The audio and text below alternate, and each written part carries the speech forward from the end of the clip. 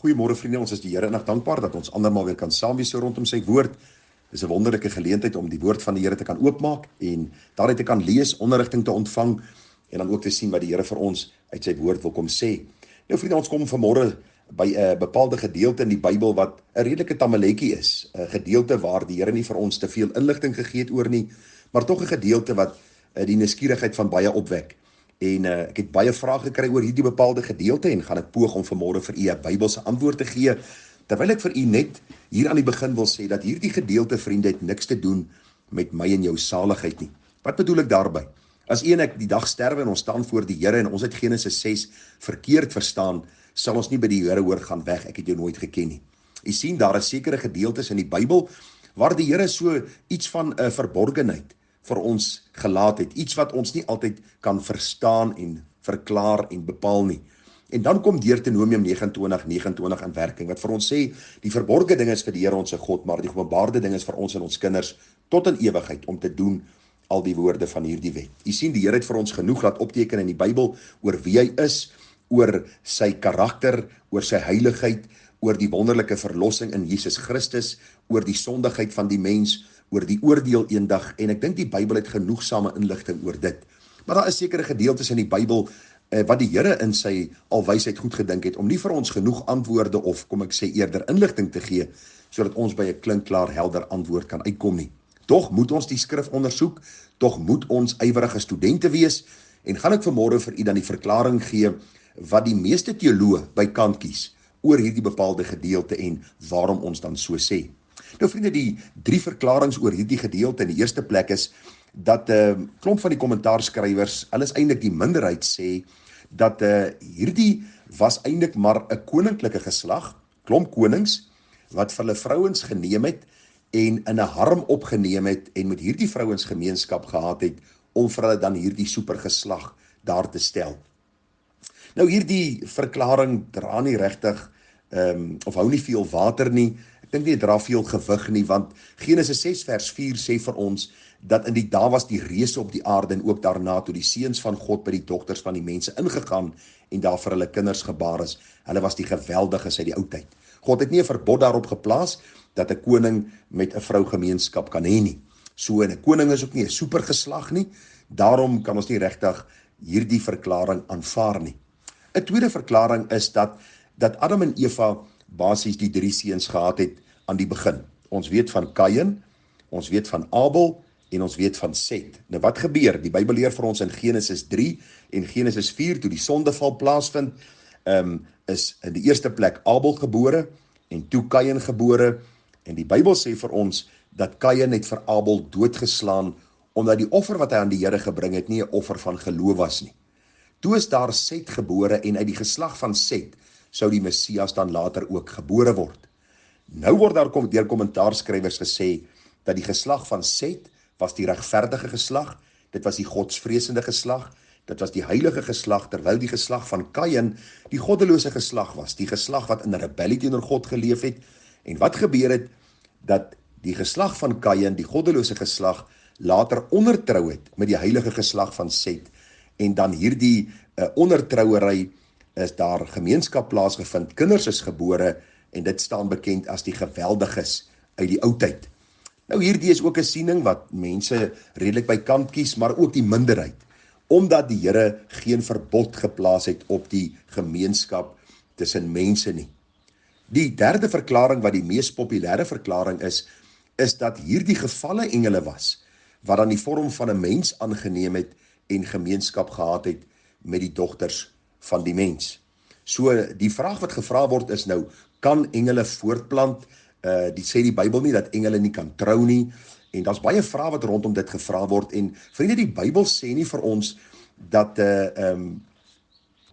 die engele nie hierdie sonde kon doen nie. U sal onthou, in die Bybel toe die Here praat van Lot, wat in Sodom en Gomorra gebly het, sê die Bybel vir ons, in die aand het daar 2 engele by Lot aangekom. Gaan lees die woord.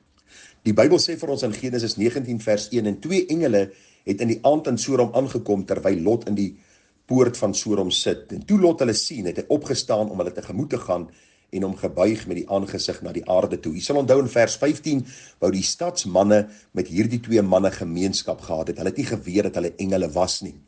So die meeste kommentaarskrywers reken dat hierdie gevalle engele was, engele in rebellie teenoor God, dat hulle die vorms van mense aangeneem het, gemeenskap gehad het met die dogters van die mense, en dat hierdie reëse gebore was, hierdie geweldiges uit die oudheid.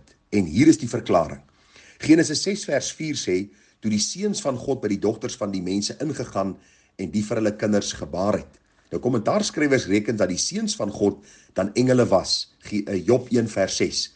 En op 'n dag toe die seuns van God kom en hulle voor die Here stel, het Satan ook onder hulle gekom. Job verwys hier ook na gebeurtenis in die hemel, die seuns van God, engele van God, en die Satan was onder hierdie seuns van God gewees. Ons vind dieselfde woorde in Job 2 vers 1.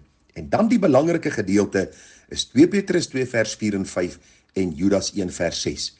Want jy sien, dit lyk vir ons of hierdie gevalle engele dan ook die gedaante van 'n man aangeneem het, gemeenskap gehad het met die dogters van die mens, en hierdie reëse is gebore en God het hulle daarvoor gestraf, sodat hierdie ding nooit weer in die toekoms sou plaasvind nie. En dit lees ons in 2 Petrus 2 vers 4 en 5. Daar staan, want as God die engele wat gesondig het, nie gespaar het nie, maar hulle in die hel gewerp en aan kettinge van duisternis oorgegee het, om vir die oordeel in bewaring gehou te word, en die ou wêreld nie gespaar het nie, maar Noag, die prediker van geregtigheid, met 7 ander bewaar het, toe hy die sonvloed oor die wêreld van die goddelose mense gebring het. So Petrus verwys na gebeurtenis in die tyd van Noag. Genesis 6 gaan oor die tyd van Noag, waar hy die ark moes bou, en waar die Here ook hierdie oordeel uitgespreek het, oor hierdie boosheid wat aan die gang was op die aarde. So baie duidelike verwysing dat hierdie heel moontlik gevalle engele was, wat hulle boosheid gemanifesteer het, deur iets te doen wat God hulle verbied het om te doen. Judas 1 vers 6 gee vir ons verdere antwoord. Daar staan, en die engele, wat hulle eie beginsel nie bewaar het nie, maar hulle eie woning verlaat het, het hy vir die oordeel van die groot dag met ewige boeye onder die duisternis bewaar.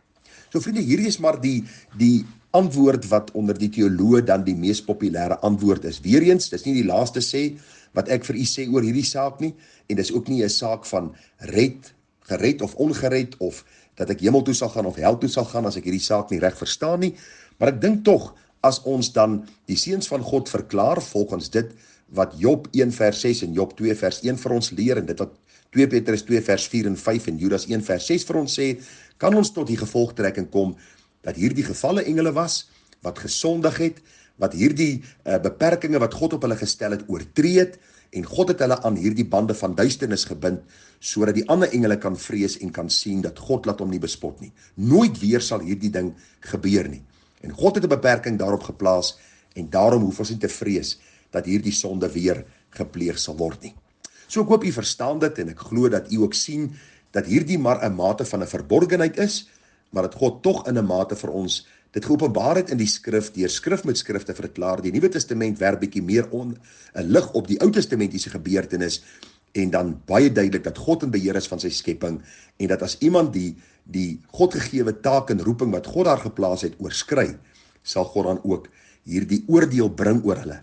Hierdie oordeel waar die Here dan ook 'n einde bring aan hierdie goddeloosheid. So ek hoop u verstaan dit, ek hoop dat dit vir u 'n genoegsame verklaring en verduideliking was, en mag die Here ons seën, as ons kom by hierdie gedeeltes, om na die beste van ons vermoë ondersoek in te stel, en dan op 'n punt te kom en te sê, Here, hierdie verborgenheid is vir u die heilige God om te verstaan, en ons dien u deur die geloof in die geopenbaarde dinge wat u vir ons in die woord gegee het, sodat ons heilig kan wees, soos u heilig is. Here, bewaar ons van die sonde, bewaar ons van die hardheid van ons harte, bewaar ons van die boosheid, sodat ons eendag by u kan hoor, mooi so, goeie en getroue diensdag. Vriende, groete vir u, seën en 'n mooi dag verder te raak.